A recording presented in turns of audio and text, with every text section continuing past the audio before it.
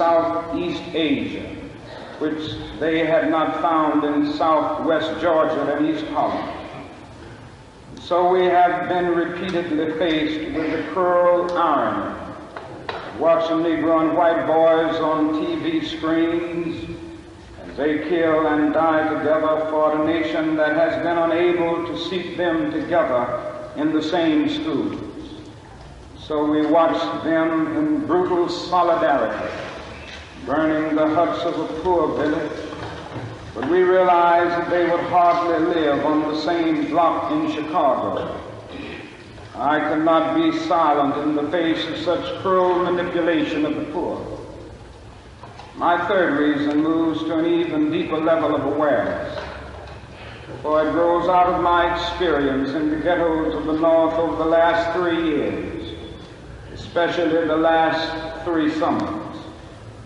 As I have walked among the desperate, rejected, and angry young men, I have told them that Molotov cocktails and rifles would not solve their problems. I have tried to offer them my deepest compassion while maintaining my conviction that social change comes most meaningfully through nonviolent action. But they ask, and rightly so, what about Vietnam? They ask if our home nation wasn't using massive doses of violence to solve its problems, to bring about the changes it wanted. Their questions hit home, and I knew that I could never again raise my voice against the violence of the oppressed in the ghettos without having first spoken clearly to the greatest purveyor of violence in the world today, my own government.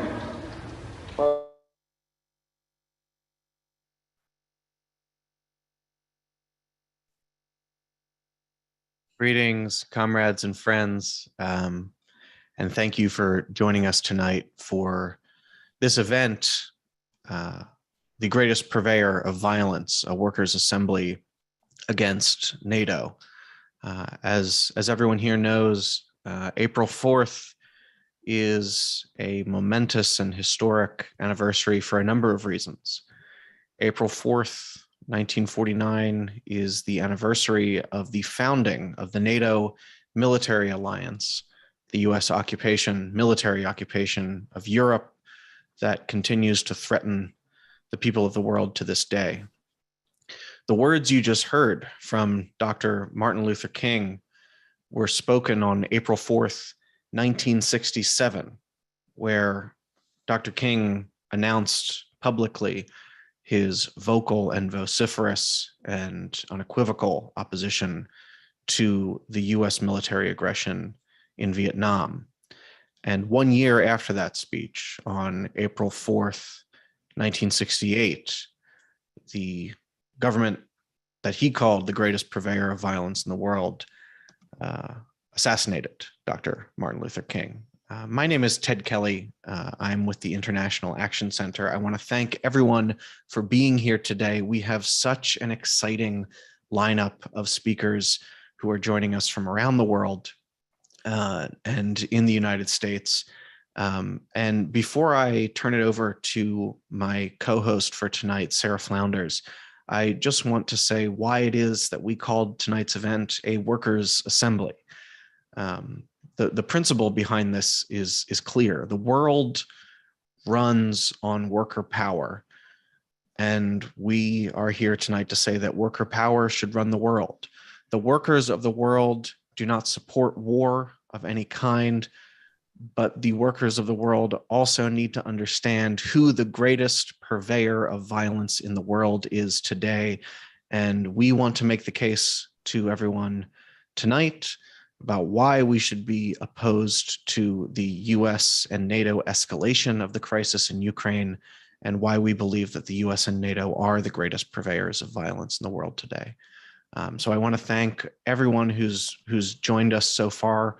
And without any further ado, I'd like to turn it over to Sarah Flounders from the International Action Center, a longtime anti-war and anti-imperialist activist. Sarah, go ahead. Thank you, Teddy. By the way, are we recording? Yes, we are. Okay, all right, great. Well, greetings to everyone who's here today, and to those that we're speaking to going forward. But this is the theme today: the U.S. as the greatest purveyor of violence in the world, and how important it is to stand up to this, to resist the war propaganda, and to connect it to what is NATO. Really a military alliance commanded by the US military, has always been from Dwight D. Eisenhower as the first commander of NATO, all the way through US generals. It's the largest military on the planet today, 3.5 million strong, along with 2 million reservists. An extraordinary military machine that has been used not just in the NATO countries or the expanded NATO countries, but was used in US wars in Iraq, in Afghanistan, Syria, Libya. These were US NATO bombings. So again and again, this military machine has been used for US wars and justified as being some kind of a defense organization, which it's not at all. It is relentlessly encircling Russia and China and training fascist forces in the Ukraine, providing the arms and the technology. Even though Ukraine isn't officially a NATO member, it absolutely deploys with NATO to Iraq, to Afghanistan, has training missions within the Ukraine, and specifically the organizing of the fascist units. Now, this is the same role that NATO has played from 1949. It didn't just start. And it didn't just start with Baker's promise that NATO wouldn't move 1 inch to the east, which it certainly did. But from the very founding, NATO, during the days of the Cold War, the Red Scare, the Iron Curtain, if we think it's really rough today to stand up and speak out, just picture what the mood was here in the United States in 1949 as that Iron Curtain, that Cold War came down, and thousands of communists, progressives, trade unionists, tens of thousands were fired from their jobs, were rounded up, people were jailed, from Hollywood celebrities all the way through to union and housing organizers. It was a mood, it was a climate. It was a way of creating an absolute straitjacket here in the US. That is the climate in which NATO, as a giant police force, whose role was to coordinate the police throughout Western Europe, in great fear that what was happening in Eastern Europe after the ruin of war is that workers were taking the reconstruction into their own hands. So what did it need in the West, where workers were making all kinds of demands? We're in the parliaments, we're in the city councils, we're in the unions. They needed a big police force to push this back. And that is what NATO was. It was a coordination of the military and of the armies from early on. And if we think it's a surprise that NATO expanded, we've got to ask, why did it expand? NATO expanded because the capitalist market expanded. The defeat of socialism in Eastern Europe, the dismemberment of the Soviet Union, the auctioning off of formerly nationalized public property and industries was only possible with a giant enforcement organization. And just as the US is the center of finance capital, and it's held together by what? By the largest repressive state apparatus, by the largest internal police force, by the largest prison system in the world. That is what NATO represents in Europe today. But we know and we experience it right here with a level of racism, of police killings that are daily. Now, NATO's founding principle was that it would be a collective security arrangement against Soviet expansion at a time when the Soviet Union was devastated by World War II, had suffered the largest, the overwhelming majority of the human casualties 27 million people and more. The loss of its industrial capacity, 700 cities and towns completely destroyed. It was a time of daily rationing and refugee camps.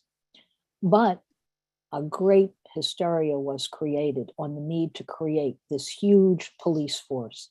And that's what we're going to be looking at today. What's the role of NATO now? What was the role of NATO historically? And how do we have an understanding of what we're up against? But I do think we should take encouragement. We're not at the situation we were in 1949 when the US had the overwhelming majority of industrial capacity in the world and the greatest hold on every level of power. At this point, more than half the world is resisting the sanctions. There are people standing up around the world to US power. So let's be with them, speak with them, and talk about what NATO represents, that greatest purveyor of violence. Thank you, Sarah, and for giving us that orientation on what we're really here today to discuss. And now, without any further ado, it is truly my honor and my pleasure to introduce our comrade Leonid Ilderkin, who is a Ukrainian communist in exile, currently in Russia, a member of the Coordination Council of the Union of Political Refugees and Political Prisoners of Ukraine. Leonid, thank you so much for joining us tonight. I know it's late where you are, so we really are honored by your presence. Thank you, comrade. Thank you so much. It is after midnight already here, but it doesn't matter since we can speak. And how is the sound on my end? It sounds great, comrade. Thank you so much. To present the situation in 7 minutes, as it is limited by every speech, I must say the following. So to say, the root of the situation is internal conflict in Ukraine. Plainly internal. It was in the beginning the dispute about the dispute between several very influential groups of the highest echelon of Ukrainian bourgeoisie, between several groups of oligarchs. They start to divide power by every means. It started in about 2010 when they start to you see, take as much of power as possible from one from another. Eventually it went into coup d'etat of 2014 that started in the late November and December of 2013 in front of our eyes in Kiev. I myself was there from the first day and saw it all. From the first day, it was 1st of December of 2013. Then they overtook the city hall of Kiev, and they never gave it back to their opponents. It is the same as if those supporters of Trump, when they took the Parliament building of USA, when it was last January. Imagine they took this building of Capitolium in Washington D.C. and didn't give it back. Stay there as and make it as their headquarters. Eventually, it could turn USA into arena of civil conflict. It didn't happen there in USA last year, but it happened. Exactly this happened in Ukraine from 2013. This civil conflict had different stages of escalation. Along with all of these years, there was foreign involvement into this conflict by greater scale or lesser scale. And what happened eventually is that civil war has turned into several types of interventions, the greater of which we see now in front of our eyes from February of this year. But this intervention went mostly as a response to the intervention of NATO by supplying the troops of Kiev regime and first of all regiments and literally armies of resurrected, revived Ukrainian neo-Nazis. And I believe you know these names, this what is called National Corps Azov. At first it was small unit, battalion, then it turned it into regiment, into several regiments, and now it is National Corps for several years already. So it is like army, on which the regime of Kiev relied the most. The ideology of Azov is plainly neo-Nazism. But not only them, there is another groups like Freikorps, like Misanthropic Division, like White Hammer, etc. We spoke about this for years. We spoke last year. We have community of Donbass supporters from abroad. This community organized different actions, and last year, the year before, we organized actually many rallies abroad with the attempt to inform audience abroad that it is this money to support the training and supply and raise of neo-Nazis in Ukraine. This money comes from abroad. This money came greatly straight from pockets of US taxpayers, including colored people, what is called people not of European origin.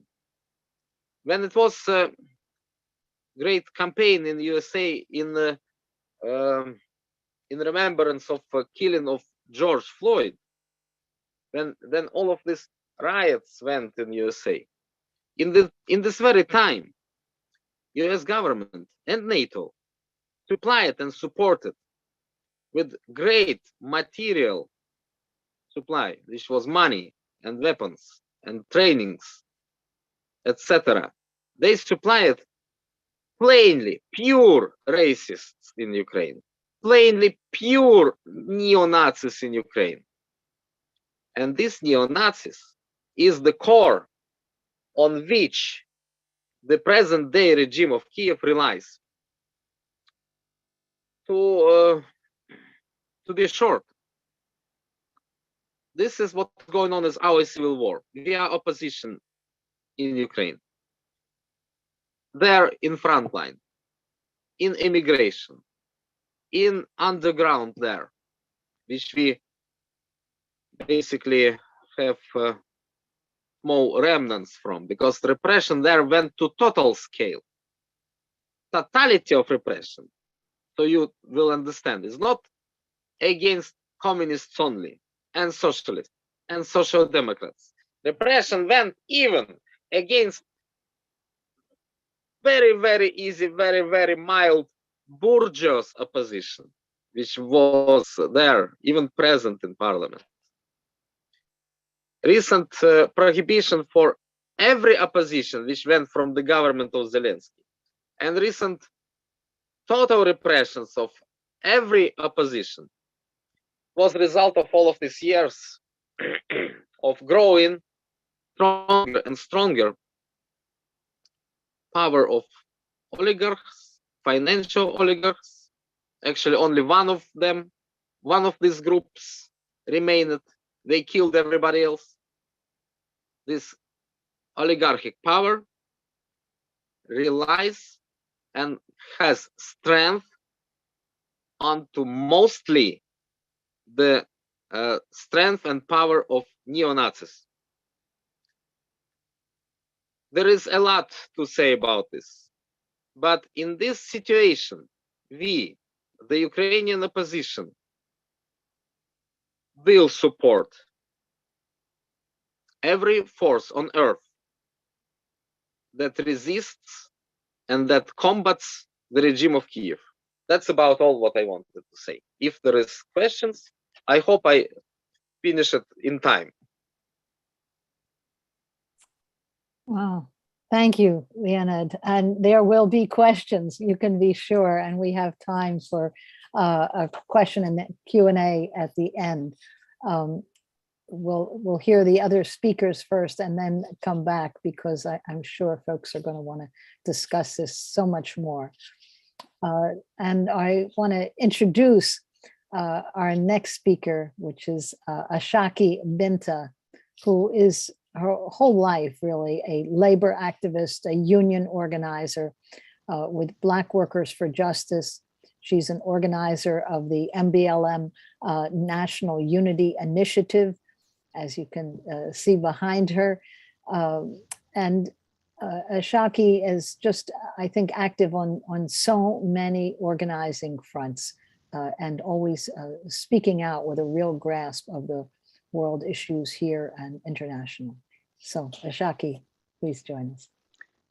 Thank you very much, Sarah, and greetings to everybody. Good afternoon.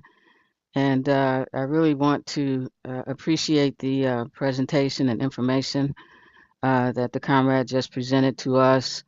I think it's, very important to have his voice and others like it, giving more history and background and on the ground knowledge of the situation in Ukraine, because what we've been able to assess among Black Liberation Movement forces, is that obviously there's a lot of confusion for left forces, and can be with the amount of the strength of the propaganda that's been imparted by the U.S. Inside the country here, the U.S. media and social media outlets and what have you. It creates some confusion that, you're seeing the images of, invasion and people dying, and, Russia seems to be perpetrating this. So it begins to, create the impression that, this is, a new imperialist power that's invading another country. Certainly, we're not, speaking in terms of, being in favor of any country invading any other country, but it's a complex situation there, and we need to have a much better understanding.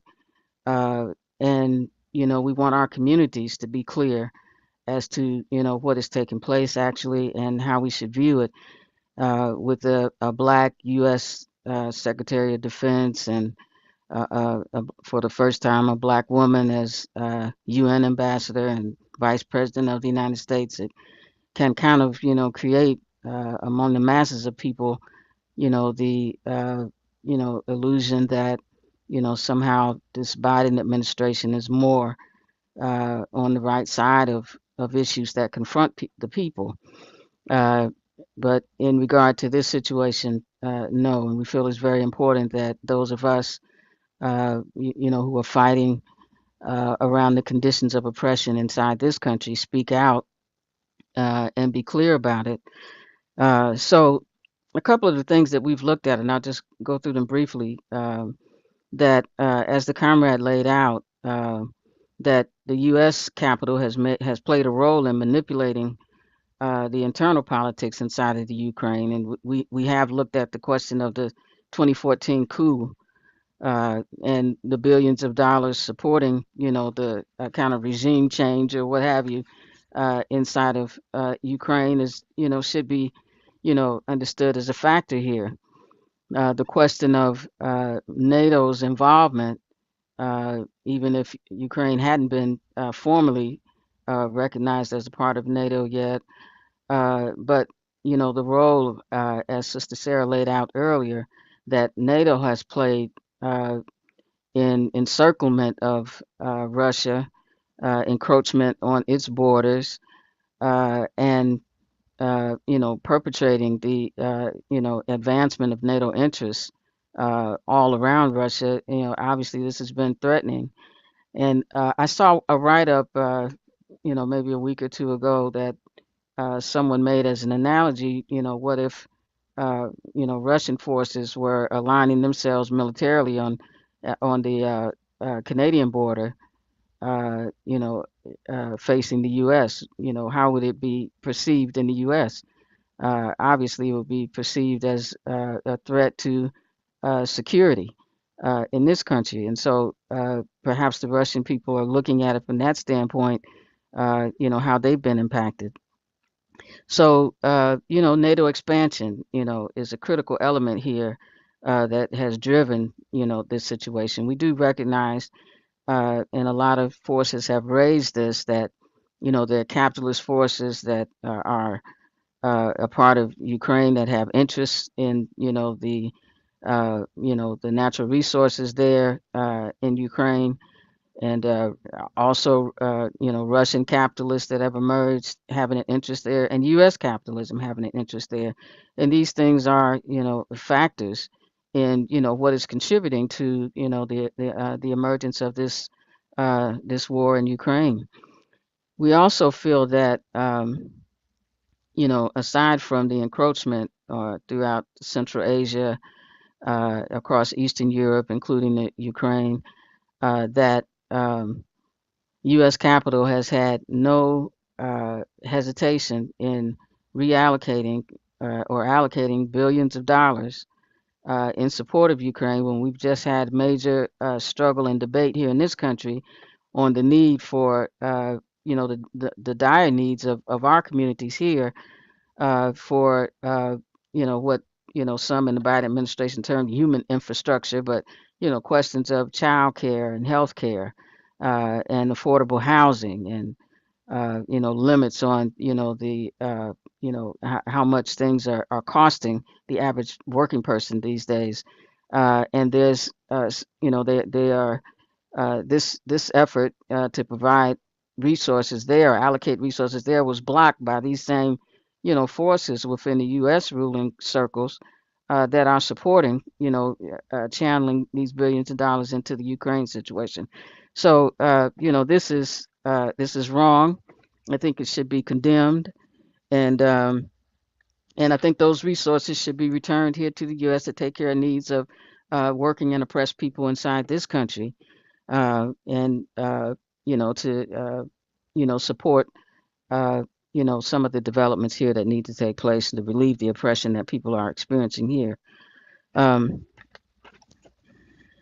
uh, Lastly, we think that all forces, on the left, and in whether it's in black and other oppressed national communities, or in the white left, that there should be a clear, demarcation, a clear stand and statement of opposition to NATO expansion. In fact, we have called upon, the U.S. to abolish NATO altogether as an entity.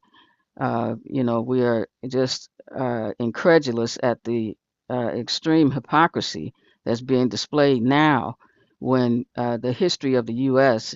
is not only its, so-called anti-communist, its, opposition and so-called anti-communist efforts throughout Eastern and Western Europe after World War II, in terms of interventions into those countries. The U.S. has been, an imperialist force all over the world, intervening in every country in some kind of way, sometimes open and blatantly, and sometimes, in covert actions. But this has been, the history of the U.S. So, to call, to stress this question of, of Russia's involvement in attempting to protect its sovereignty, or protect what it sees as, matters to its security, when the real culprit here and the real danger worldwide, has been U.S. imperialist interests that are impacting the lives of millions of people and continue to do so. And, there's no comparison between that and what is taking place in Ukraine now. So we feel the U.S. Demand should be that the U.S. pull out of Eastern Europe altogether, and particularly Ukraine, that NATO be abolished altogether, and the resources that have been allocated to this war be returned to this country and apportioned to a lot of the extreme conditions that we're experiencing across the country now here in the U.S.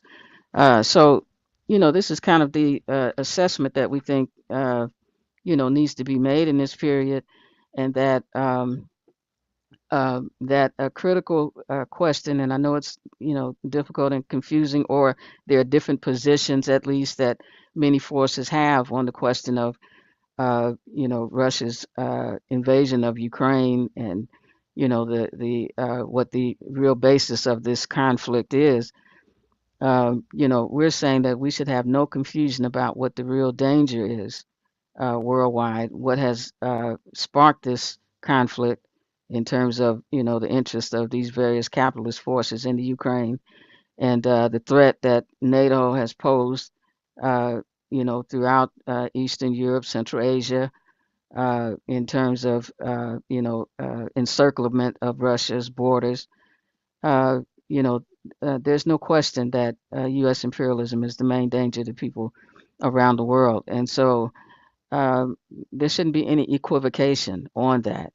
And so we should educate our communities and have discussion in our communities that this this is the case, that in terms of what we need to be addressing in this period, in looking at the advent of these kind of fascist forces that have emerged here in the U.S. and that have emerged across Europe, East and Western Europe, and in other parts of the world. So, and too often the U.S. is involved in perpetrating and supporting and undergirding, if not directly intervening itself in many of these countries around the world. So this is the discussion that we're having in terms of a number of Black Liberation Movement forces. Thank you. Thank you, Comrade Ashaki Binta, who, among other places, among many other roles, is a national organizer for the National Unity Initiative of the National Black Liberation Movement. And Comrade, that was such an effective way of linking the wars abroad and the wars here at home against workers and oppressed people in the United States. Thank you for that, Comrade. Thank you. And I see you're getting a thumbs up from our comrade Leonid as well. Right now, I'm going to share with everyone a pre-recorded message from my dear comrade, the first secretary of Workers' World Party, Larry Holmes, who recorded this message for today's event just a couple hours ago. So without further ado, let me introduce Larry before we move on with our program.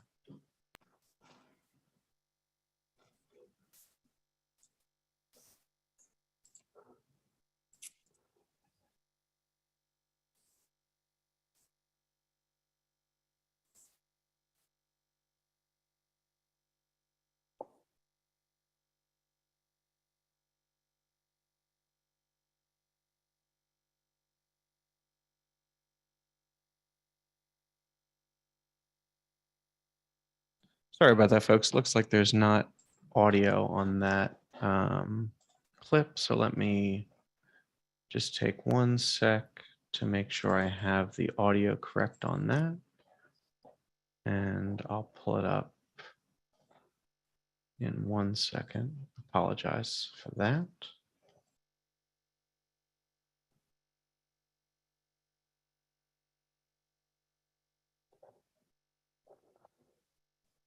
Okay, let's see if this is a little bit better.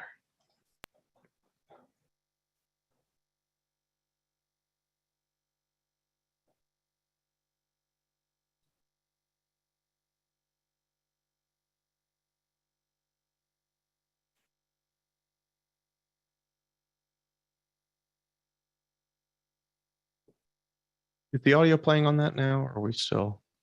Nope. Okay, sorry about that. While we queue up Larry's remarks, why don't, while I figure this out, this technical problem, let's go to our next speaker, who I'm very excited to introduce. It's been a while since we've seen each other in person, comrade, but I'm so glad you could join us live here. It's my pleasure to introduce Milos Rajkovic, who is a Serbian musician and composer based in New York City, also a lecturer at CUNY. Milos saw firsthand his country destroyed by 78 days of NATO bombing in 1999. And it's my pleasure to introduce Milos now to address us all. Thank you, Milos. Hello, everybody. My main purpose today in this panel is to remind you of the bombing of Yugoslavia in 1999. At that time, Yugoslavia consisted only of two republics, Serbia and Montenegro. So basically it was the bombing of Serbia and Montenegro. Today is the anniversary of NATO, and the first thing that comes to my mind is another anniversary when NATO was celebrating 50 years.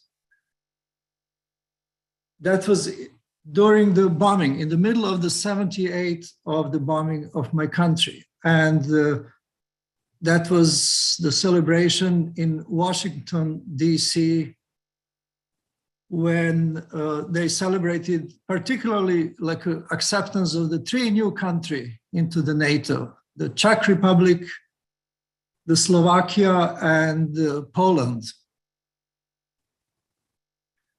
And I was demonstrating that day with many of the comrades from here and some Serbian and Yugoslav community.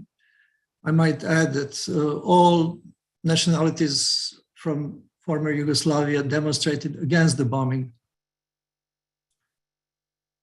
At the same time, NATO was drinking champagne inside their headquarters. And I remember on TV, actually, we had a kind of like a short speeches by every NATO president. And we have these three newly accepted countries' presidents speaking. And I particularly remember the speech by the Czech president at that time, Václav Havel, who was a former so-called dissident intellectual who loved jazz and so forth.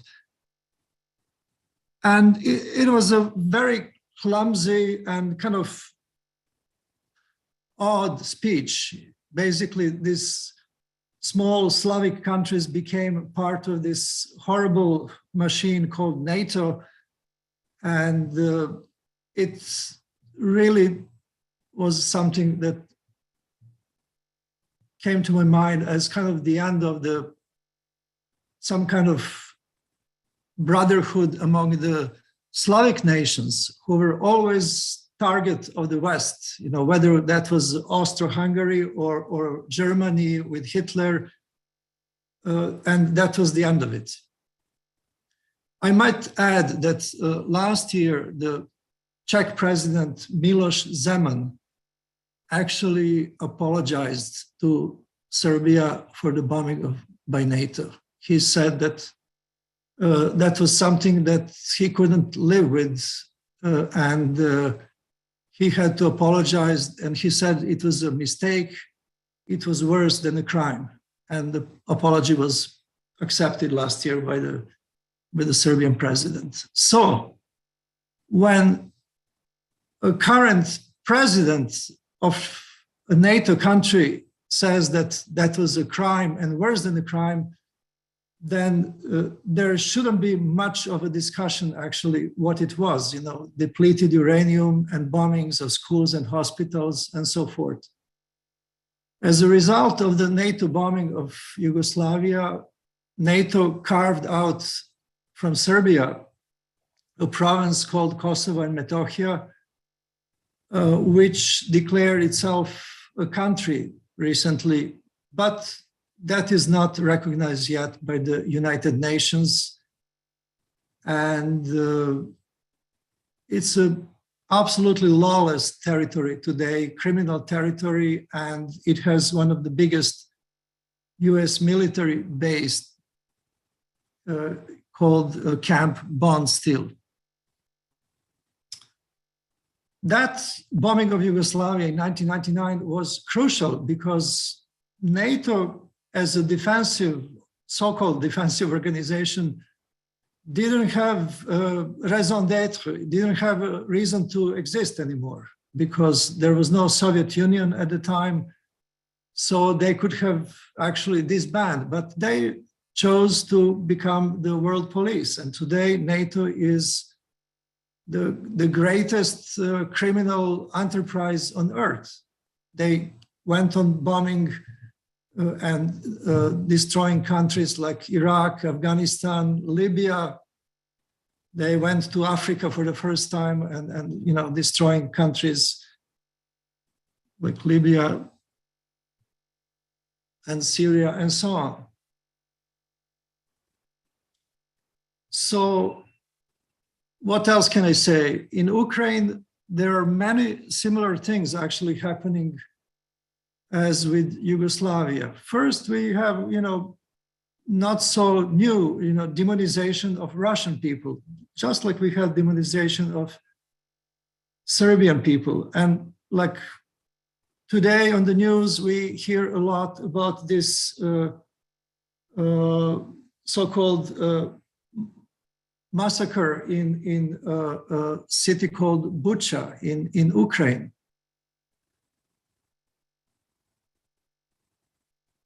Which is obviously something that has been done before. I mean, before in Yugoslavia by the basically pro-NATO forces.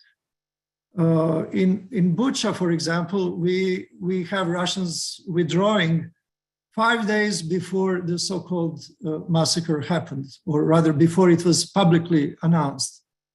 And a day later, after the Russians left the town, the mayor of that town actually gave a video, kind of like a celebration that they are free.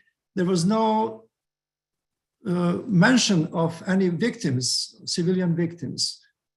So obviously this is something that was orchestrated by the right-wing Ukrainian forces in order to, get this propaganda message out and to blame the Russian side.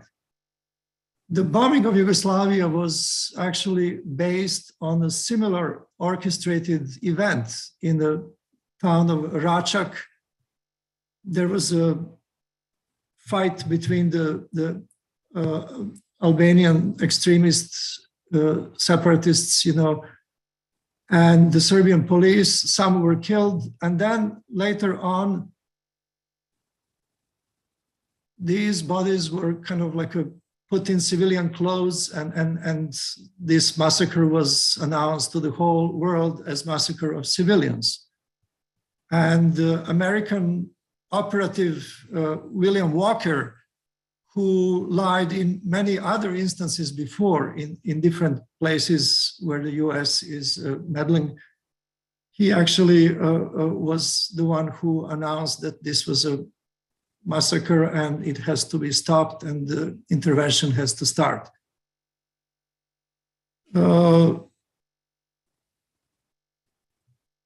Anyway, I'm sorry this is all happening in Ukraine. Ukraine could have had much better life being between the Russia and the West and profiteering from both sides and having quite a good life. Unfortunately, the Ukrainian right-wing elites chose to listen to the dictate from the West and to start this attack on Russian minority in Ukraine, which led to everything else. For the end, I would just like to say that it is too bad that the media is blocking any alternative information, but people in the United States have to understand what is going on, and that money should not go to military, and it should go to schools and education, and that NATO should be disbanded. So disband NATO, and Russians are not the enemy. Capitalism and militarism is. Thank you. Disband NATO and know Yes. who your true enemies are.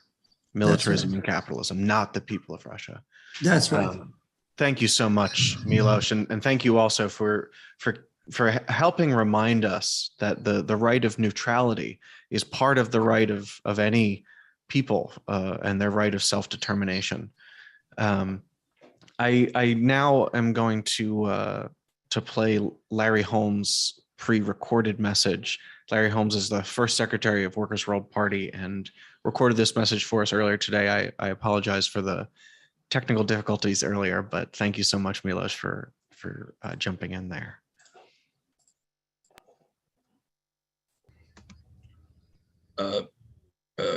Welcome, comrades and friends. I'm so pleased meeting against U.S. imperialism and NATO, and to talk the truth.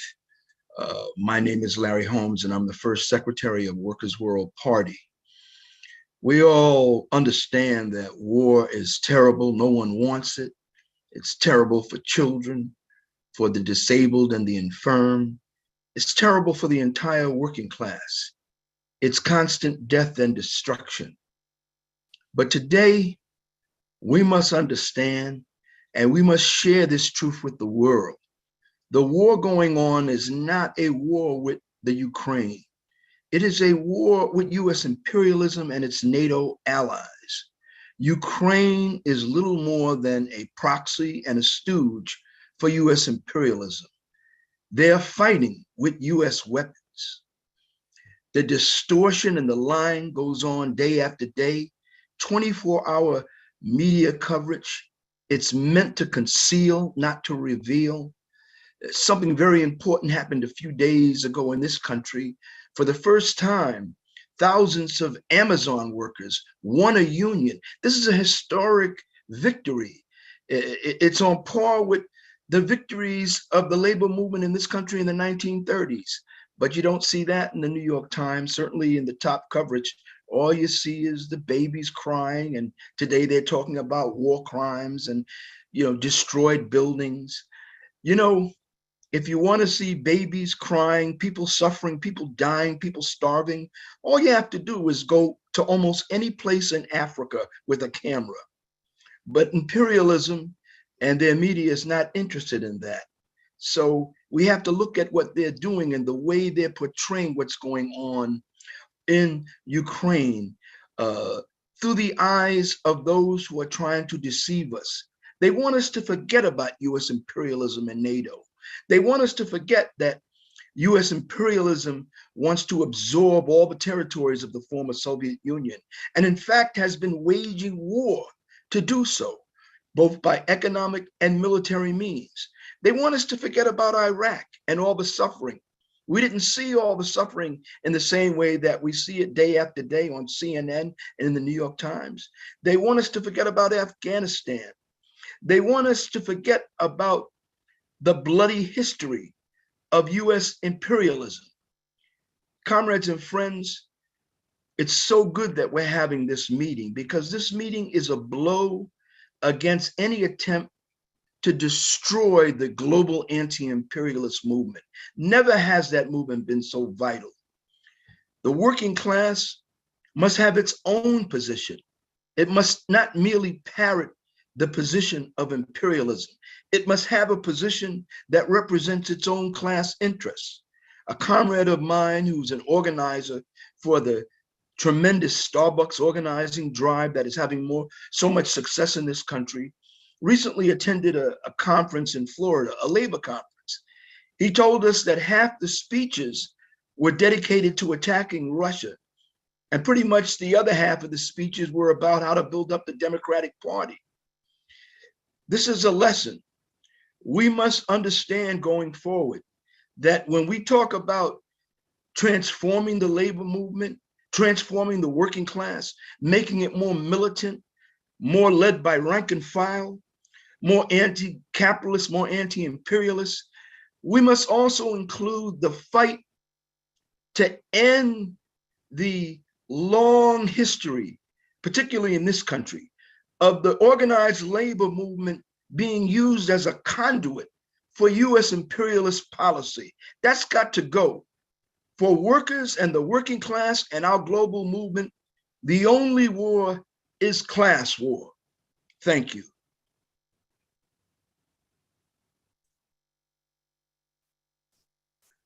You, Comrade Larry Holmes. Sarah, go Great ahead. statement. Well, I'm going to introduce next. This is Richie Moreno, who is reading a statement from a very important New York City councilwoman from Harlem, Kristen Richardson Jordan. And just to say that Richie, it's a very busy day, April 4th today, of course, a day that is very much in terms of remembering Martin Luther King.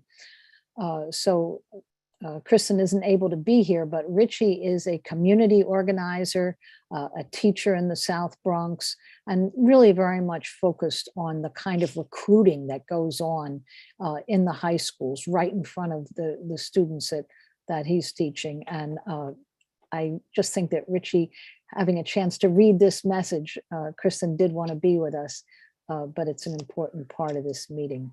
So Richie, please go ahead. Thank you, Sarah. And Kristen sends her apologies and looks forward to joining the next event. So again, this is on behalf of Kristen Richardson Jordan. She writes, revolutionary greetings. My name is Kristen Richardson Jordan, and I am the city councilwoman representing District 9, Central Harlem. I ran on a platform inspired by the Black radical tradition of Harlem, calling for the abolition of police and prisons, universal health care, free public transit, a jobs guarantee, and an end to housing insecurity through an NYC Homes guarantee, to name a few. Today, I want to talk about how the US corporate media has a long history of deploying targeted media attacks against socialists, anti-imperialists, anti-war activists, Black radicals, and any voices that challenge US hegemony and militarism. In 1967, Reverend Dr. Martin Luther King Jr., for the first time in public, expressed in vehement terms his opposition to the American war in Vietnam. He saw very clearly that a US foreign policy defined by militarized aggression only hurt the poor and most oppressed across the planet. MLK understood that the US empire maintains its global dominance through military force, which ultimately drains financial resources needed to fight poverty at home. For voicing his firm opposition to the US war on Vietnam and US militarism, both liberal and conservative media outlets attacked and smeared Dr. King. In fact, the editorial boards of the New York Times and the Washington Post cast their scorn on King so viciously that on a single day, 168 separate major newspapers denounced and berated him. Yet Dr. King persevered. He declared that, quote, the evils of racism, economic exploitation, and militarism are all tied together, and you really can't get rid of one without getting rid of the others. Exactly 1 year before his assassination in 1968, Dr. King warned that, quote, a nation that continues year after year to spend more money on military defense than on programs of social uplift is approaching spiritual death. This statement still rings true and inspires me to this day. When the corporate media began to beat the drums of war as loud as possible, I was inspired by MLK's anti-imperialist framework to recount the US and NATO's involvement in Eastern Europe. In a Twitter thread, I discussed how the crisis in Ukraine did not start in 2022, and that there is a long history of US and NATO engaging in regime change in the region, creating chaos by sending billions of dollars in weapons to fascists in Ukraine, and how NATO has aggressively expanded eastward in an attempt to prevent the emergence of a multipolar world. For this, I was attacked and smeared by both liberal and conservative media pundits. The corporate media has successfully crafted a narrative that forces us to view the crisis in Eastern Europe through a hero-villain binary, where US and NATO equals good and Putin and Russia equals bad. But we know that there is a larger historical context, which the media hides, that we should also be aware of. Anyone who presents an alternative point of view, especially one that criticizes US foreign policy and uplifts the voices of workers and the oppressed, is relentlessly demonized. The truth is that whenever an elected official or public figure speaks out against the domestic military known as the NYPD or the US-led military alliance known as NATO, those with politics based on the Black radical peace tradition are attacked by the media. This is by design and intended to send a message to us that we should go along with the official narrative or stay silent. But I won't stay silent. We won't stay silent. Dr. King was right when he said that, quote, the greatest purveyor of violence in the world is the US government. Violence is spending billions of dollars on war instead of a homes guarantee as we face unprecedented rents and cost of living increases. Violence is spending billions of dollars on war instead of a jobs guarantee when food insecurity is at an all-time high. Violence is spending billions of dollars on war instead of guaranteeing healthcare to all during a global pandemic. The people of Harlem demand peace and money for jobs, healthcare, schools, and youth programs, not for war. I'll end by repeating a portion of what I said on Twitter, the statements which got me vilified by corporate media. Quote, we must oppose any and all wars in which poor and working people fight and die for the rich. People don't want war. Only governments controlled by the military-industrial complex want war. I want to thank the International Action Center for inviting me to speak and for standing in firm opposition to all forms of US imperialism, military interventions, Cold Wars, blockades, and economic sanctions, which we understand only hurt the working class of the targeted countries. Thank you for having me. And that's the end of the statement from City Councilwoman Kristen Richardson Jordan. It's a Thank great you, statement. Richie. We will publish that, yes. Absolutely. And thank you, Richie, for reading that statement. I hope that you'll join us at the end of the program for the Q&A as well.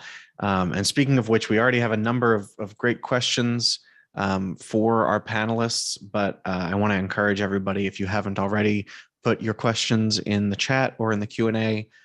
Please do that now.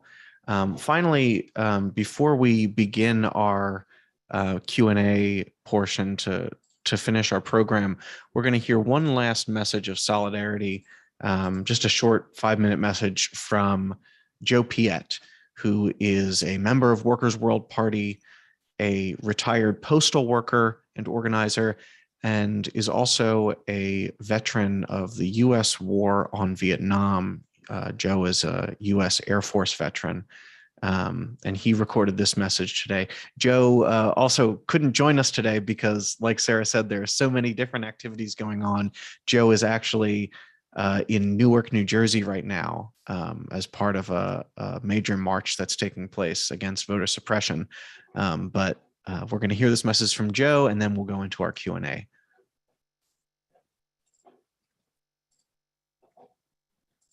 I'm a Vietnam vet.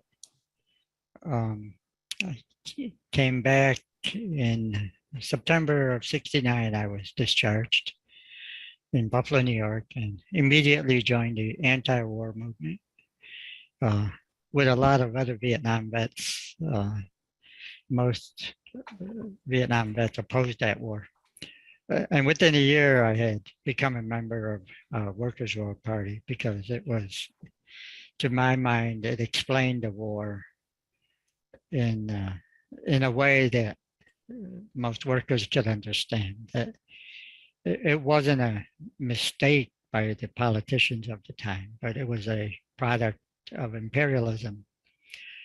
And the same imperialism is aggressive all over the world. It wasn't just Vietnam. It was the Dominican Republic and Panama and Africa, Palestine, they're all part of the same imperialist project from the US. So I joined Workers World, and I've been involved in, I worked, I organized in the IBEW, Electrical Workers Union in Buffalo, and then I switched over to the post office. So I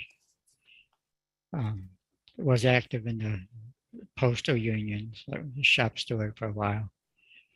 And since I retired in 2011, I've been active in many different community activities of one type or another.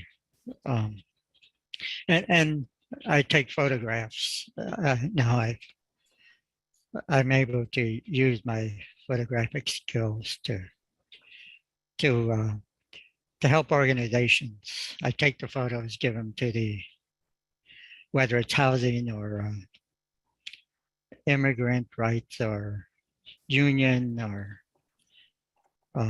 anti-war activities. I'll take the photos, and whoever organized the event, I'll give the photos because the photos help them organize.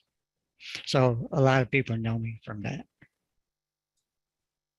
And Joe, how did these imperialist attacks on countries in the global south, like just some of the few that you mentioned, how do they affect the US working class? How is the US working class involved in these struggles? Of course, the US in the past has been able to give US workers more benefits, higher pay and benefits, because of the wealth that they steal from around the world when they exploit workers in, say, El Salvador, and they created a government there that is repressive and doesn't allow union.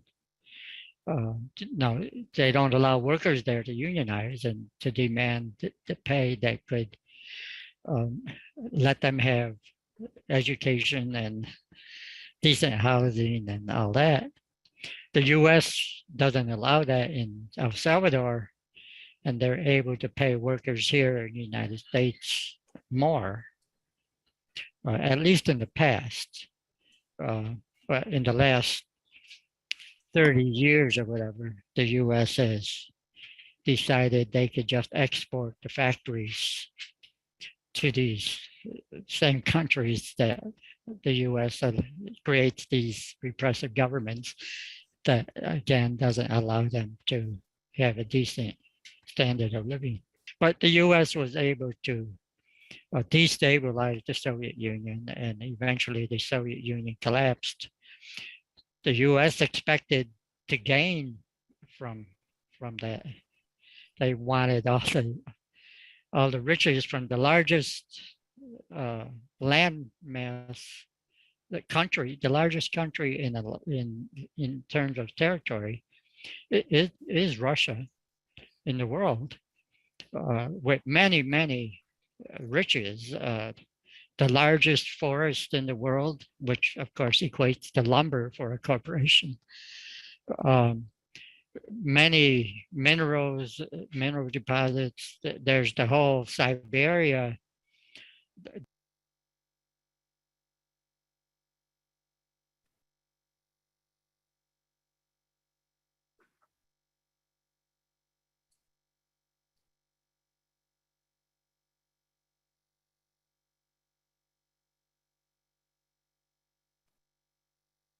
The sound just went out.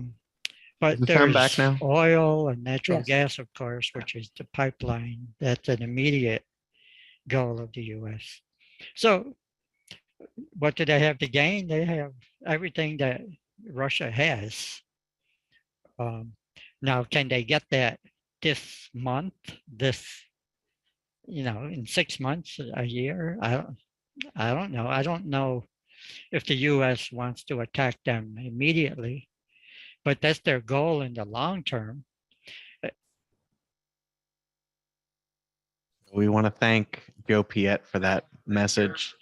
And I know Joe was would have loved to join us, but he is, of course, right now at an event in Newark that's taking place against voter suppression.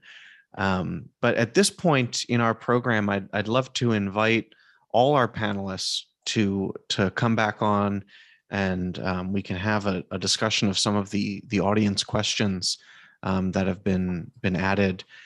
There's a number of questions directed specifically to our comrade Leonid, and I wonder, comrade, if you would be able to first address one of these questions that came in from the audience, which is specifically about the political situation in Ukraine, where these neo-Nazis came from, and has there always been in Ukraine? And there's another question too about what the factors were that led to President Zelensky taking power. So, comrade, if you'd like to address these questions. Dear friends, with gladness, of course. But if you let me for 2 seconds, we would like, from the Union of Political Refugees and from the and political refugees and political prisoners of Ukraine, we want to first express our gratitude to the audience for attention to problematics of Ukraine, and this is very much interesting for us. If you can tell to this woman, to this lady from New York, whatever council, Christine, which we had from her the message. There are about 3,000, 4,000 political refugees from Ukraine in Russia only. There are in other countries too. We might collect every possible penny from us or cent and invite this lady to come to the areas of Ukraine, which is now under our influence, put it this way. May she see herself with her own eyes and go from house to house in the villages and towns and see the empty houses and ask, where is the people from there? And she will hear from people that there was house where a communist lived and he disappeared 7 years ago. In another house, socialist lived before and disappeared together with his family 5 years ago, 3 years ago, etc., etc. She could see to only she could see in life about what was then, what was during all of this conflict in the area which was not touched by the armed fights before, like some areas in Ukraine which is now under influence of Ukrainian opposition because of our counter-strike against the regime of Kiev, because of the advance of the regiments of Donetsk People's Republic, Lugansk People's Republic. We do have areas now where we can invite people like her, or like every possible. We cannot take everybody, but we can take some to come and visit this Ukraine. We already invited our respected friend Sarah because we only knew her among the present audience. So we invite this lady Christine. Please come. We can organize this for our own cost. We will collect from our people. We will invite her so she will see this all and tell this back there in New York. That's all what I wanted to say about this. About your questions. From there, the neo-Nazis came to Ukraine. It's a story to give you lecture for about a week. But to be short, they inherit very much and they praise very much. the ideology of what is called Ukrainian nationalist organization, which appeared in Poland in 1920s. In Poland, in the areas which were populated by ethnical Ukrainians in Republic of Poland from 1921, after the Riga Peace Treaty between Soviet Russia at that time, it was not yet Soviet Union even, Soviet Russia of that time, and Republic of Poland. Republic of Poland in that time included the areas populated mostly by Ukrainians. And they were so much, government of Poland, they were very much oppressive on them. They wanted them to be Polonized. And they faced resistance. And they responded by repressions and actual terror against those people. In 1920s, then there was two great, so to say, strong resistance movements reason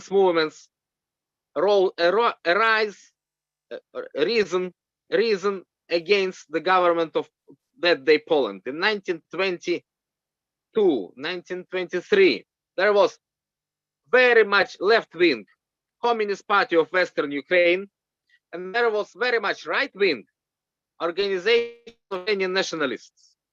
This organization of Ukrainian nationalists implemented what is called individual terror. They started to shoot into Polish officers and army officers, etc. They were repressed very much. That was ongoing guerrilla war on the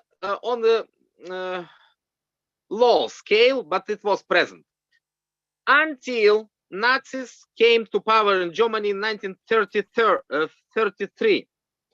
And these Ukrainian nationalists, which were oppressed in Poland and had actually clashes between Polish government forces, etc., and them, they recognized the regime of Nazis in Germany as somebody who opposes the central government of Poland, which was really so. And they start to cooperate with them. And then Second World War happened. And the territories of Poland, which were populated by Ukrainian ethnicity, they went under the control of Soviet Union. So this organization of Ukrainian nationalists went with guerrilla war against Soviet Union. And then German Nazis attacked Soviet Union in 1941. I'm trying to tell you this very quick, but it is something which takes long to explain. But shortly, from 1941, the organization of Ukrainian nationalists became very closely allied with Nazi Germany. And they took all of the ideas of Nazis for them as their ideas. And they were very severely fighting against, first of all minorities in their lands, against Polacks, which were only just, it was terror against peasants, against, of course, Jews. They just killed all the Jews around. And against gypsies, as they do today now. Find these videos, numerous videos, how they torture gypsies now. In 2022, they do torture them. Children of gypsies, actually, as well. That's long to explain, of course. But for now, you understand, the roots of Ukrainian ultra-nationalism, neo-Nazism, lay in deep past. Even in times of feudalism, Polish feudals oppressed very harshly the population of that day, what they called Russian province. This Western Ukraine, it was in Poland before, called Russian province. In Poland, in Polish language, Ruskое воеводство. So, from this time, the neo-Nazism of today's Ukraine take example. They read the books from 1930s and 1940s. They study how to imitate. They took their sign, this sign, what is called in German Wolfzangel, the what is called nails of wolf. This sign like this, sign Wolfzangel, they put it there on the banner of Azov army. And you can see it everywhere in the internet. Read Wikipedia about Azov. Read it, it takes short. It states very clear, neo-Nazism, from where it comes, as well as it comes from the situation of oligarchy rule in Ukraine for decades after the collapse of Soviet Union. After 1991, oligarchy arose there in such a country of capitalist periphery. They are subject to capitalist center, and they exploit the people of Ukraine, working class of Ukraine. That is why Ukraine have gradually lost population almost on half, and Ukraine was some type of country of ultra exploitation. That is why they could have keep cheap prices for all. For labor, it is very, very cheap labor to begin with. And what else? This what Dimitrov, if you remember, definition of Dimitrov, the one from the time of Comintern, one of leaders of Comintern, he said very clearly, fascism is a terrorist dictatorship of great capital, great oligarchy. This is what we see in Ukraine, exactly what happened. This has happened like this. And if there in other places, including the country of West, it is not, so to say, fascism has origin in the country of West. Fascism has origin in Italy, by the way. If there is a great influence, unlimited influence of power of great capital, there fascism comes. Fascism and then Nazism, etc. Doesn't matter of ethnicity, because, for instance, if you take Italy and Spain, their fascism was for decades. It was not very much of matter of ethnicity. It was only just plainly dictatorship of the great capital. That's about such. That is why no wonder that our actually a Jew from my area, I was from there. I'm from there. From there, Zelensky is. Nobody could expect that he will be by any means that he could not be a right-wing politician. No. And the answer to your second question, from where Zelensky is and how he was elected, because people of Ukraine wanted peace. They did not want this confrontation at all. Nobody wanted this confrontation, which becomes sharper and sharper, and it was pumped from abroad, day after day, month after month. It was pushed to the to escalation, mostly by the powers of Western allies, but also by Turkey, but also by Hungary and Poland, etc. And he was elected under slogans of peace. He wanted in his program, in his election, he wanted to say, and he said, we will bring peace to the country. We will end this civil war. Somehow we will negotiate. We will make peace. Everything will be fine. He was elected by huge support, by 70% of support. What happened after? Not at all. He had several attempts, but it was imitation. And then happened what happened then? Then happened build up military infrastructure, more intensified supply from the West, from NATO, and from Turkey. But Turkey is also a NATO member, and from others, supply of weapons of the very sophisticated kind, like type of strike airplanes which can fly automatically. without pilot, how we call it, UAV, I think. So it ended with the English implementation of presence of Great Britain in Ukraine, with the plan to deploy troops of Great Britain on the line from Kharkiv of the north. Kharkiv is a city in the north of Ukraine, on the line down to the south, to the Mariupol, which is now, everybody speak about Mariupol. It is on the south, on the coast of Azov Sea. There supposedly must have been deployed English troops. And more than this, England start to build their military bases. Naval base on the Black Sea shore, near to the town of Achakov, but not only there, but in another at least 2 places. So 3 together English naval bases were in the process of getting ready for functioning. Now they are they cannot function now, of course, and they are apparently destroyed by missile strikes like a month ago.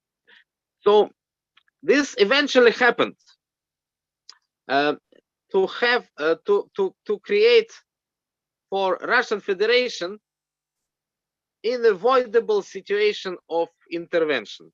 So they intervene, and we are not blamed about this.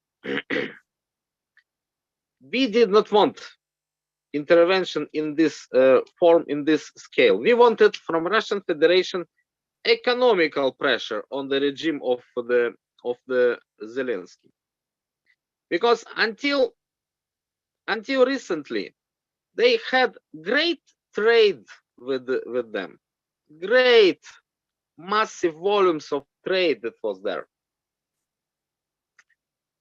and including war supplies like fuel and parts of the of trucks, and etc. But now it is ended, mostly because Russian could not stand anymore the level of foreign, so to say, intervention from the West. This level pushed Russian for their intervention. Otherwise, they would not move an inch into Ukrainian territory. That's all what we can say. If I answered your question or not, only tell me. Yeah. That is such a clear breakdown of how we got to this point, Comrade Leonid. Thank you for that. And hearing you talk about how President Zelensky was elected on a platform of avoiding war, only to have that not be the case. I mean, that is something every worker in the United States can relate to as well. How many times these bourgeois politicians lie to us to pretend that they're not going to create these situations of terrible carnage around the world. Thank you, comrades, so much for breaking this down for us and for being with us. At this point, I would love to invite everyone, all of our speakers, to make any closing remarks they'd like to make before we conclude our program. Shaki, Milos, Richie, we'd love to hear from you as well, and of course Sarah and Leonid as well. Who would like to make any closing statements before we conclude? This is a Shaki. Excuse me. I'll just say briefly that I really appreciate Brother Leonid and his comments and explanation of history, but really wanted to appreciate the International Action Center for holding this discussion today, with this being, you know, a day in recognition of the sacrifice that Martin Luther King made.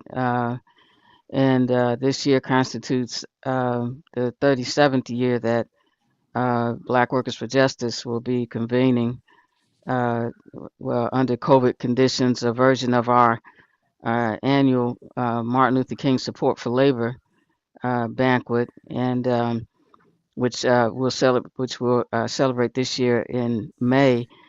And also in recognition of 2022 is the 40th year of Black Workers for Justice organizing labor in the South, and we see that the need for mass organization and anti-imperialist organizations uniting together today is still extremely important and still really needed.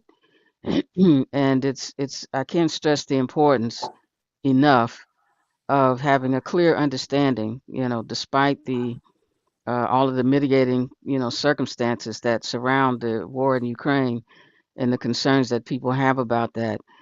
But I can't stress the importance enough of of understanding the role that U.S. imperialism plays in educating our communities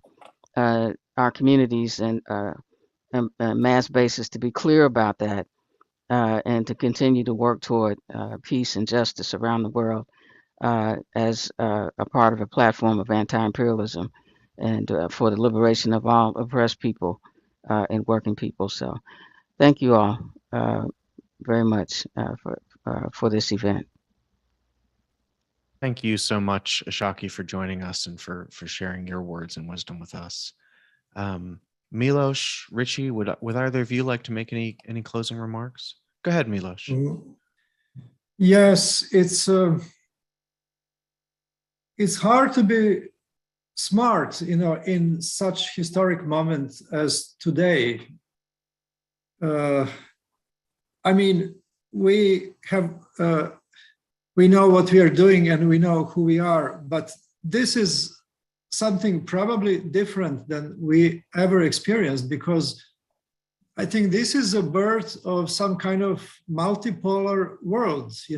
Everything is being changed a lot, I think, and I am really not sure, in a couple of months from today, how the world will be functioning.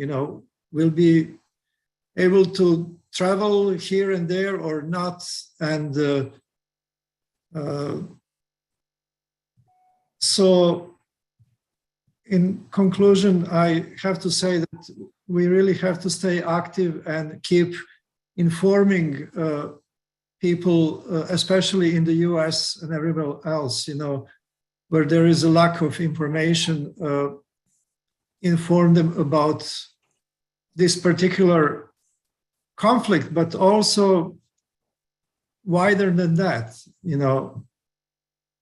So let's go on, I say, and let's keep organizing and find some alternative ways to pass the information, because this is really on the really level of fascist censorship. What is happening with the channels and YouTube channels being shut down, and you can't really get any alternative information, or rather it's very difficult to get it. So let's keep on. Thank you.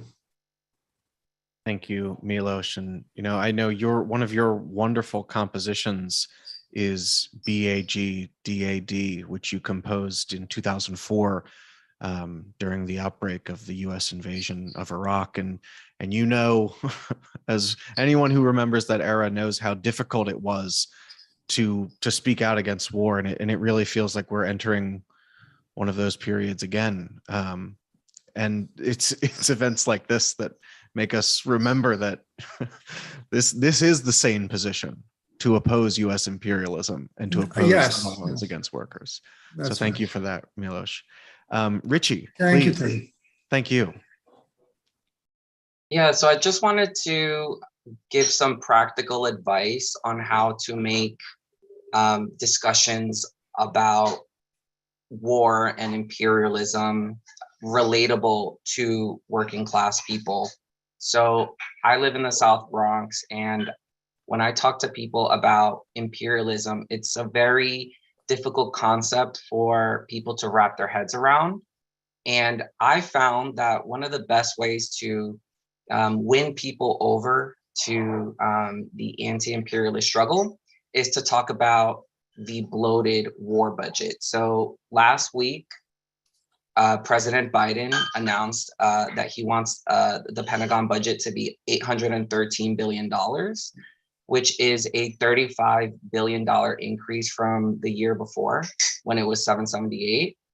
And when you tell individuals who are struggling to get by that it would only cost $20 billion to end housing insecurity in the United States, and we just increased the military's budget by 35 billion, that makes the idea that ending homelessness or ending hunger, that those ideas to a lot of people seem too radical or something that's not possible to achieve.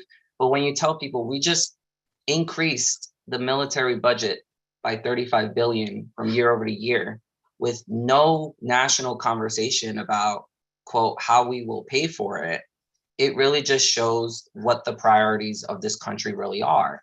So when you talk to people in that way, it really makes it more tangible and something that gets people to buy into it more. So I just wanted to throw that out there as a very practical way to bring people into the movement, into the struggle, because sometimes it might be a little bit difficult for individuals who, haven't seen war firsthand or may not know somebody who has seen war firsthand, to bring them into the movement, into the struggle, and from there, growing the knowledge and getting them involved in opportunities to combat that. So that's what I wanted to end with. Thank you.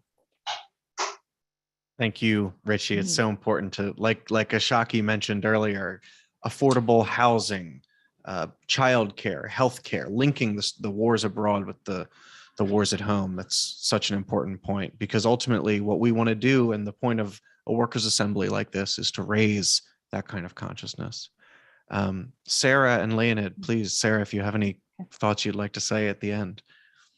Well, I couldn't possibly answer all of the questions that have been asked, not by a long shot, but they were really great questions. And a lot of them are answered in the articles that we're posting on the International Action Center, iacenter.org. Must have 100 and more articles, pieces of information. So this isn't the only way to find, but I want to connect what NATO is in terms of integrating the military of all the countries of Europe, East and West, in the encirclement of Russia. Just as we know, the police force here doesn't operate with just one unit. If there's anything that happens, you suddenly can have SWAT teams and community affairs, along with, of course, the FBI and larger police forces, and they can fingerprint you in about 2 minutes and come back with a response nationally on their databases. You're not dealing with one cop ever. And the police here are absolutely at the same time in every way penetrated with white supremacists, with KKK, with cops who, from the tattoos that they wear to the insignia. And it's not much different in the Ukraine. There were Ukrainian fascists at the end of World War II en masse brought back to both to the US and to Canada. Their organizations were funded for years, and to this day, there are still youth camps in Albany, New York, that pledge their allegiance to Bandera, who used the fascist symbols. The same thing in Toronto. There was funding for youth camps, for schools, for churches from the United States, from USAID programs, and in Europe also. So along with, as Victoria Nuland bragged about, millions and millions, what was it, $5 billion that went into the funding which meant everything from changing the laws to changing the textbooks in grade schools and high schools. All of this is done in not just one step. When we say a merged and integrated force, it happens with the military and it happens with trying to change the social character.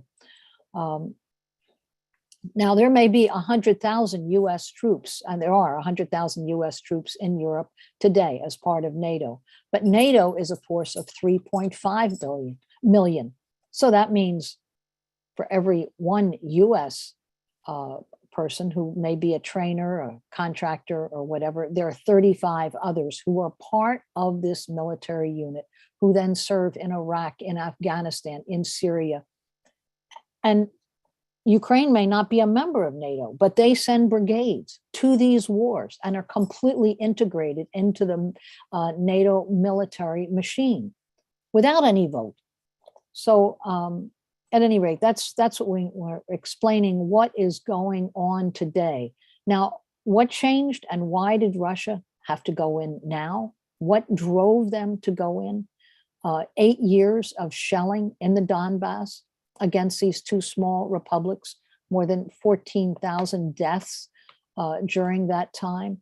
But then every message, and Leonid may know more about this, was that a huge offensive was being planned that would obliterate Donbass, a huge fascist offensive. And it was pretty openly happening, this mobilization of fascist forces. So it was a defensive move to go in. There are many people that say, well, it would have been good if Russia had found another way. Well, but sometimes the ways are imposed by the choices that are presented by US military strategists. Why did they have to do this endless shelling, this endless arming? And as Leonid was explaining, there were the British actually building naval bases in the Black Sea and in the Sea of Araz. What was that about? So these are the real things that are happening that propel toward war. And I want to close. I thought Ashaki's so important, the statement about disbanding NATO, abolish NATO. We put out something that said, if you care about Ukraine, because we care about the people of Ukraine, they're not all fascists. There's a fascist regime sitting on top of a country of 40 million people. If you care about Ukraine, disband, abolish NATO. Before this war, Ukraine had been reduced to the poorest country in Europe, the poorest, because of the US NATO imposed coup in 2004 and again in 2014. And it just meant the privatization of everything. This is really what happened that pulled Ukraine, such a prosperous country, producing in agriculture and in industry so much, and yet its population, millions had to migrate just to work. So I think we want to say, if you care about Ukraine, if you care about the people here, abolish NATO. And I do hope that Black Workers for Justice puts out that excellent explanation that Ashaki, you have a part in dealing with. And let's continue to work and connect. And we're up against a whole wall of propaganda, but we're not powerless. We just got to know that most of the world is actually refusing to go along with US sanctions. And if you read the media almost anywhere else in the world, you really see what the level of propaganda is here. So thanks. Thank you, Sarah. It's always my least favorite job, especially when there's panelists like this to conclude the event. But I do want to thank all our panelists. And Leonid, comrade, if you have any remarks you'd like to make in closing before we end, I'd love to give you the floor once more. Dear friends, again, I'm so much grateful on behalf of the Union of the Refugees from Ukraine, political refugees, and we start to to go from this country, from Ukraine. We start to go in March and April of 2014, long before this, what is going on now happened. And we start to leave the country because of political repression. It was before the armed clashes in Donbass, which started in May of 2014. We start to leave the country of Ukraine because of arrests, disappearance of people, and etc. But now, not about this. I want to say two things, dear friends. First, we do invite our great friends, Sarah, and our very great participant of this event, Christine, to visit Ukraine. We will provide this way by efforts of our union, but not only this to friends of us, but somebody else who will want. Please, we are open. We can make delegation from USA, and we will try with our all strength to provide the way. So you will come and see and speak with people on the territories which are now not subject to the government of Kiev. And you will hear from people about what was this regime all of these years. How did they oppress people, and how they did not give them work, and how the industrial capacity of Ukraine was demolished to what it is now. From the time of Soviet Union, I will tell you one thing. There was such a shipbuilding industry that could build what is called aircraft carriers. The sole aircraft carrier which Russian Federation has now was built in Soviet time in the city of Nikolaev on the Black Sea in Ukrainian territory of it is now. The sole aircraft carrier Chinese People's Republic has now was built there and then purchased by China already after 1991. The sole aircraft carrier that India has now was built there in the Soviet days city of Nikolaev on the Black Sea. Every spaceship of Soviet Union was in most part built in that time Ukraine, in my own city of Dnipropetrovsk. By the way, there was a question about Kolomoisky. Kolomoisky is the #1 oligarch in Ukraine that stays behind Zelensky. He was, Zelensky, it is employee of Kolomoisky. They are from my city. Zelensky is he's from the area, but Kolomoisky is from my city. By misfortune, this person is Jewish. He killed almost his business partner, Jewish, on the way to his billions. He has more of Jewish blood on his hands than someone else's blood. And nevertheless, and he is, by the way, he is wanted as a criminal even by USA. So much criminal he is. That is why he cannot leave even Ukraine. He cannot go out. That is why Zelensky will keep his army resisting as long as possible to stay there, to capsulate himself there in Ukraine, so his master will not have to go somewhere else. That's Kolomoisky. There was question about him. That is Kolomoisky. Very much criminal, multi-billionaire. So to say, the child of present-day capitalism in Eastern Europe. And again, I only grateful for you. I can speak for 2 weeks about what had happened. My best wish for you, and peace for all. Peace and peaceful skies. Peaceful future for all mankind.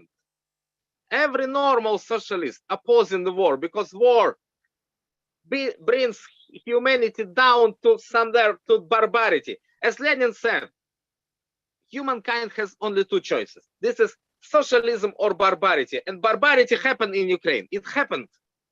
And we see it with our eyes in every actions of these Nazis. They look like total medieval, this barbarity in pure form. My best wish for everybody else to not have it on your lands. And my best wish for Ukraine to have peace finally. Thank you so much. Thank you. Thank you so much, Leonid, for that material analysis and that impassioned socialist commentary. I want to thank everyone for joining us tonight for this Workers Assembly Against NATO. Leonid Ilderkin, Ukrainian communist in exile, member of the Coordination Council of Union of Political Refugees and Political Prisoners of Ukraine, Ashaki Binta, Black Workers for Justice, labor activist, and national organizer for the National Unity Initiative of the National Black Liberation Movement, Milos Rajkovic, Serbian musician and composer, based in New York City and CUNY lecturer. We regret that we weren't able to be joined by the General Secretary of the Communist Party of Swaziland tonight, Thokozane Kenneth Kunene, who we hope to hear from soon and will be publishing his remarks. And we, of course, also heard from Joe Piette, Comrade Larry Holmes, and New York City Council member Kristen Richardson Jordan. My name is Ted Kelly. We are joined by Sarah Flounders from the International Action Center. And thank you all for joining us tonight. We'll leave you with a quote from Dr. Martin Luther King, who was assassinated on this day in 1968. And perhaps as we leave, we'll listen to that composition from Milos that I mentioned earlier that he composed in 2004. Thank you all for joining us.